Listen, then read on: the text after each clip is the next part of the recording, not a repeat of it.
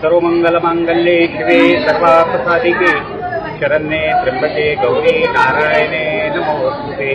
नवदुर्गा नवदुर्गा यह एपिसोड हम लेके आपके सामने आते हैं हर साल से। नवरात्र के दिन जब नारी शक्ति का महत्व क्या है, उनके सुप्त गुण क्या है, यह दर्शन आपको दिखाने के लिए हम नवदुर्गा यह कार्यक्रम आपको लेके आते हैं। आज एक ऐसे नवदुर्गा के साथ आप मिलने जा रहे एपिसोड में आज आपकी मुलाकात करवा रहे हैं। लातूर की सामाजिक एक्टिविटी लेने वाली एक हिंदी नवदुर्गा है। वो उनका लौकिक शिक्षण डॉक्टर हो गए, डॉक्टर सोनाली उमेश ब्रिजबाशी। डॉक्टर सोनाली उमेश ब्रिजबाशी का मैं माध्यम गुस्सा में तहे दिल से स्वागत करता हूँ। नमस्ते भाभी। भाभी, नवरात्र में आपका इंट्रोडक्शन हम करवा जा रहे हैं, तो आप पहले क्या करते थे और कौन सा डॉक्टर बने तो एमबीबीएस क्या हो गया आपका, पढ़ाई कहाँ तक हुई? मेरा बेसिक ग्रेजुएशन जो है डेंटिस्ट्री में हुआ है। उसके बाद मैंने 2 पीजी ग्रेजुएशन, एक है की हॉस्पिटल मैनेजमेंट और मैंने कॉस्मेटोलॉजी और फेशियल एस्थेटिक्स किया। तो अभी फिलहाल में 2 हॉस्पिटल और ये जो सामाजिक कार्यक्रम है इसमें मैं पहले से ही रुचि रखती थी, तो ये भी करती हूँ। तो अभी हॉस्पिटल कहाँ है आपका? मैं 2 हॉस्पिटल में वर्किंग हूँ अभी फिलहाल। अल्फा हॉस्पिटल जो अम्बेडकर रोड में है और हर्निकर हॉस्पिटल जो प्लास्टिक सर्जन उनके पास भी मैं वर्किंग हूँ। वहाँ पे मेरा मंडे टू सैटरडे वर्किंग रहता है, संडे ऑफ है। संडेज में यूजुअली सोशल प्रोग्राम के लिए। प्रॉपर आप लातूर की है वर्मा जी, आपके पिताजी? मैं बॉर्न एंड ब्रॉट अप, यानी कि मेरा बचपन पूरा लातूर में ही गुजरा है।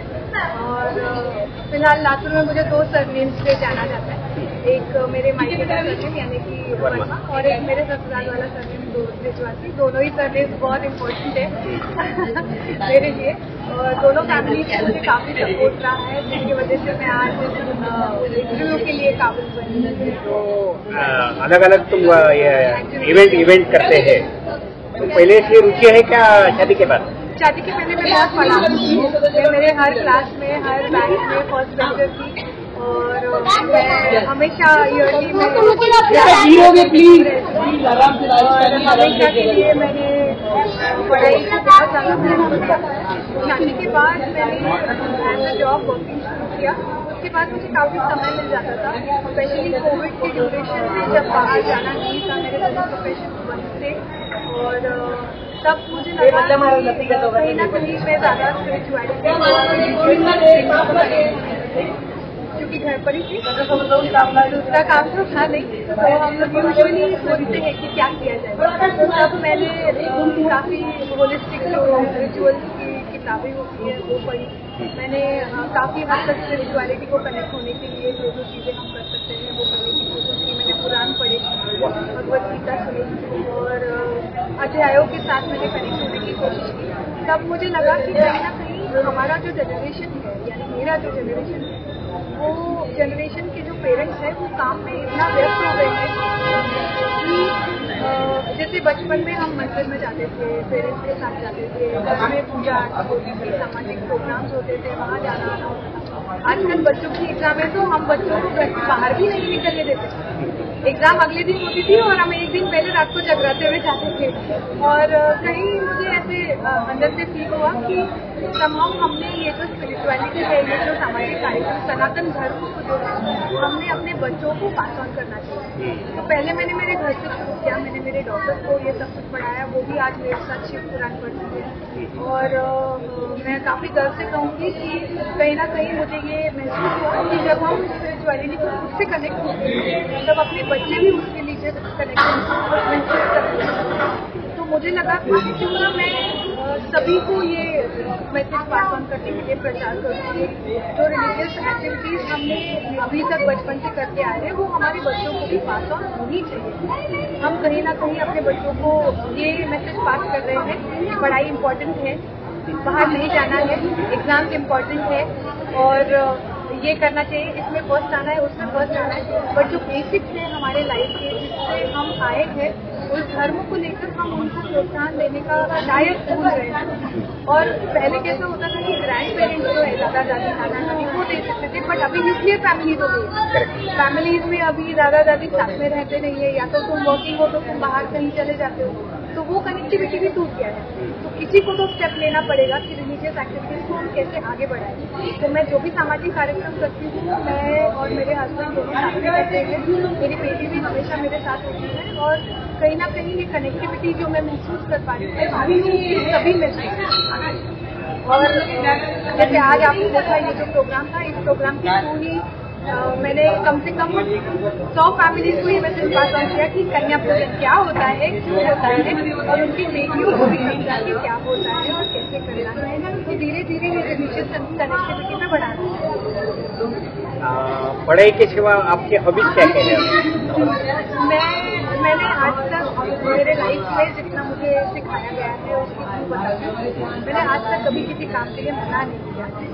तो अगर मुझे कोई बोलता है कि ये कर दो तो मैं कहती हूँ हाँ चलो कर देती हूँ। जब मुझे कोई बोलता है कि नहीं ये आर्ट में कुछ करना है तो मैं कहती हूँ चलो कर देती हूँ।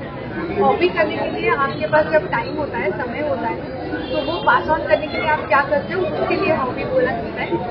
मैं अपना समय मैनेज नहीं कर पाती हूँ। कभी कभी मुझे ऐसा लगता है कि मैं काफी समय तक घर के बाहर रहती हूँ, बट मुझे ऐसा लगता है कि हॉबीज में मैं ऐसा कहूँगी कि जिस चीज़ में हमें रुचि है, जैसे वो चीज़ या तो पढ़ाई हो या किसी सेवा हो, मुझे बहुत अच्छा लगता है कि मैं किसी तरीके से मेरा एग्जिस्टेंस है कि मेरा जो अस्तित्व है उससे किसी की सेवा कर पाऊँ, ये मुझे बहुत अच्छा लगता है। हॉबीज में आज तक आर्ट है या रीडिंग बुक्स है। मैं एजुकेशन कभी नहीं छोड़ूंगी, एजुकेशन मेरा बहुत बड़ा पैशन रहा है, तो एजुकेशन को मैं लेकर चलती हूँ। उसके साथ साथ ये जो सेवा मैं कर रही हूँ, ये जो रिलीजियस कनेक्टिविटी है, ये मेरी सबसे बड़ी चीज़ होगी। मैं इसको हॉबी का नाम नहीं देना चाहती हूँ, ये मेरा अस्तित्व है और मेरे प्रोफेशन को मेरा हॉबी बना देती हूँ। सोनाली का जो नेचर है ना, एकदम डैशिंग व्यक्तिमत्व एकदम क्योंकि हमको उसका तो दर्शन हो गया। नाना नानी पार्क में जो इसका बिजनेस है, वो जब महानगर पालिका के लोग तोड़ने आए थे, तब सोनाली एकदम सवेरे सवेरे 6 बजे उनके सामने मुकाबला करने की गई और एकदम मुकाबला करते करते इतना ये कर दिया। वो अनुभव क्या है? देखिए, मैं एक बात बताती हूँ, जब आप कुछ नया करने की कोशिश करते हैं, आपके कंफर्ट जोन से बाहर जाके कुछ करने की कोशिश करते हैं, तो आपको कई तरह की दिक्कतें आती हैं। फॉर एग्जाम्पल मैं आपको बताती हूँ, मैं मेरे प्रोफेशन में एज अ डॉक्टर हूँ और मेरे फैमिली का जो प्रोफेशन है, पार्क होगा या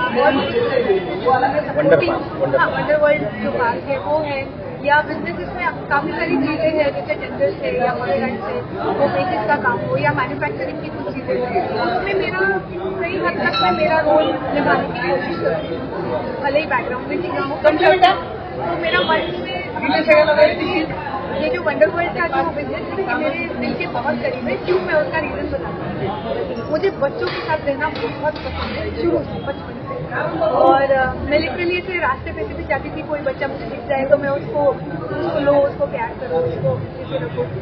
तो काफी मन से जुड़ा हुआ ये मेरा प्रोजेक्ट था वंडर वर्ल्ड का, और बहुत मेहनत से हमने इसे खड़ा किया था।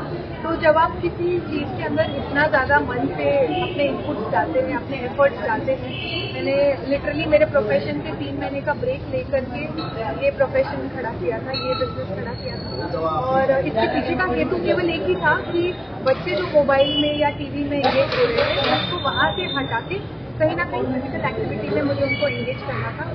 उस कारण से मैंने ये प्रोजेक्ट काफ़ी जगहों पे स्टडी करके उस प्रोजेक्ट को खड़ा किया। तो जब आप ऐसे मन से कुछ खड़ा करते हैं और अचानक आपको पता चलता है कि बुलडोजर आ रहा है और उसके ऊपर से बुलडोजर चलने वाला है, तो वो आपके लिए बहुत शॉकिंग हो जाता है। उसके पीछे कारण क्या था, क्यों हुआ, ये तो मैं नहीं जानती, लेकिन मैं मेरे तरफ से इतने चीज पर शाम थी, मैंने कुछ गलत नहीं किया है तो मैं गलत समझूंगी भी नहीं। ये नवदुर्गा का भी एक फॉर्म है कि when you don't do bad you will not accept the bad that happens. तो जब मैं बच्चों के साथ इतनी जुड़ जाती हूँ, उनकी फैमिली मेरे साथ खुश है, काफ़ी लोगों ने और काफ़ी जनता ने मुझे इस चीज़ के लिए प्रोत्साहन दिया, और सपोर्ट किया कि ये बहुत अच्छा प्रोजेक्ट है। बट अचानक से जब एडमिनिस्ट्रेशन यानी कि प्रशासन आपके ऊपर बुलडोजर चलाने आए तो वो काफ़ी हद तक मेरे लिए डिसअपॉइंटिंग था। तो मैंने उसका विरोध करना बहुत ज़रूरी हो गया। अगर मैं उस दिन विरोध नहीं करती तो शायद आज वो बिजनेस टूटा हुआ मुझे दिखाई देता और मैं वापस कभी खड़ी नहीं हो पाती। और मुझसे ज़्यादा मुझसे जो प्रेरित होकर जो नई पीढ़ी है जो ये चाहेगी कि मेरे जैसा वो भी कुछ करे, वो वहीं रुक जाएगी। वो कभी वो आगे आ ही नहीं पाएगी कि ऐसा होता है तो हमको नहीं चाहिए। तो मुझे वो आइडल जो बन गया था कि नहीं हम फीमेल्स भी कुछ कर सकती हैं, हम फीमेल्स भी एडमिनिस्ट्रेशन के साथ लड़ सकती हैं, स्पेशली जब तुम गलत नहीं हो तब। तो ये बहुत इम्पोर्टेंट था कि मैं मेरा रोल निभाऊँ। और मेरे लिए वो दिन मतलब वो डेट के साथ वो एक एक पल मैं याद करती हूँ कि जितने भी न्यूज़ मीडिया के रिपोर्टर्स मेरे साथ उस दिन खड़े थे मैं उनको इसको भी धन्यवाद करूंगी। और जितने भी लोग कार्यकर्ता और मेरे बंधु वहाँ पर खड़े थे जिन्होंने मेरा साथ दिया उनको भी मैं धन्यवाद करूंगी। कहीं ना कहीं एक एक कण का रोल मुझ तक आया और आज मैं सर्वाइव कर रही हूँ। अभी कौन से पोजीशन में है अभी कोर्ट मैटर चल रहा है? हुआ ये था कि कोर्ट मैटर हुआ था बट कोर्ट मैटर का हमारी तरफ से डिसीजन लग चुका है। अब जो डिसीजन लगा है उसके अगेंस्ट कॉर्पोरेशन फिर से हाईकोर्ट में गई है। तो केस वहाँ पर पेंडिंग है। बट मुझे पूरी उम्मीद है कि जैसे न्यायालय में आपने सारी चीजें देखी जाती है कि आपने क्या कॉन्ट्रैक्ट किया है, कैसे किया है, किस टर्म पे किया है, उस टर्म में मुझे नहीं लगता कि मैंने कहीं ना कहीं मैं इतनी फॉर्म हूँ कि जो अगर मैंने गलत नहीं किया है तो मुझे वहाँ से भी न्याय मिलेगा। और कहते हैं ना कि परमेश्वर के न्यायालय में जब तक तुम निर्दोष हो तब तक तुमको बाकी किसी चीज की भय की जरूरत नहीं है। तुमको बस आगे बढ़ते जाना है, किसी का बुरा नहीं करो, ये मैं हमेशा कोशिश करूँ। अभी नाना नानी पार्क में आगे चल के क्या सपना क्या है? मेरा जो बेस था वो कहीं ना कहीं मैं जब शुरू हुई थी जो एक सीढ़ी होती है हमारी तो कहीं ना कहीं उस दिन की वजह से ना धक्का लग गया। मुझे ऐसे लगा कि पता नहीं मैं क्यों इस चीज के लिए इतना सपोर्ट कर रही हूँ जब सामने वाले को बिल्कुल भी इच्छा नहीं है कि मैंने यहाँ रहना है।